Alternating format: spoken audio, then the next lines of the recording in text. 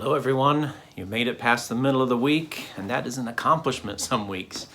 Hey, I hope you're doing well. I hope you're enjoying summer. It is nice and hot here in Lincoln, which I enjoy because no matter how hot it gets, you don't have to shovel heat, and I'll take that. So, good to be back. We were away on vacation last week. We were up in the mountains enjoying some cool air and excited to come back to some hot, warm weather here in Lincoln, and hope you're having a great summer so far. Wanted to share a thought with you, something that just jumped out at me. And I've read this passage before, but this time it really made me pause for a moment. So I just wanted to share that with you today. It comes from Matthew, end of his gospel, Matthew chapter 28. This is after the cross, after the resurrection, right as Jesus is getting ready to leave. The last story that Matthew records for us. It says in Matthew chapter 28, verse 16, "Then the 11 disciples went away into Galilee, to the mountain which Jesus had appointed for them. When they saw him, they worshipped him, but some doubted." Isn't that wild? Here we are after the cross, after the resurrection. Jesus is there with them. They're worshiping him, but Matthew says some of them doubted. Now maybe he's just giving a short little bit on what John elaborates on with Thomas doubting. And he doesn't want to get into it here, but he says that some of them doubted, even after all that. Do you ever struggle with doubts in your faith walk? I think we all do.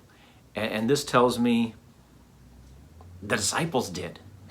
Even when they're there with Jesus worshiping him, some of them are still doubting. They're unsure.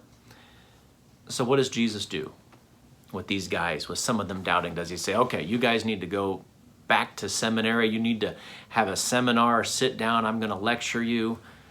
What does he do with these disciples? He's 11, with some of them doubting.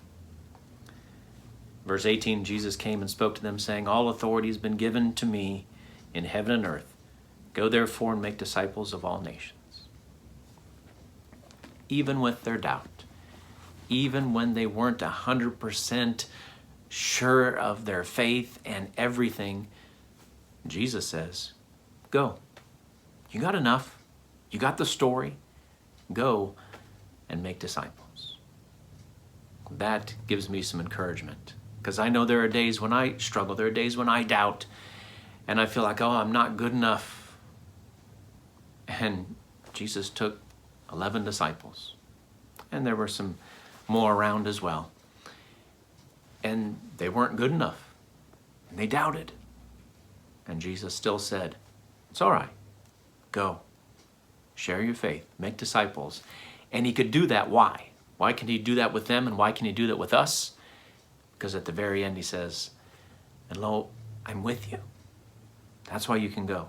Even when you're struggling, even when you're doubting, even when you're hurting, you can go and you can share, because I'm with you, even till the very end.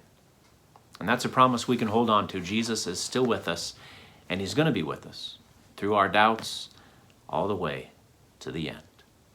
I hope you have a good rest of your week. I hope you'll join us for our worship service this coming Sabbath. We'll have a Sabbath school at 9:30, and then our worship hour begins at 11. We'll be in person and online as well, and we'd love to have you join us. I'm so glad that here in Lincoln, at least, we are in green, so we're not wearing masks anymore, and I'm excited to be here for worship. Hope you'll join us too. Take care, everyone. God bless, and stay safe.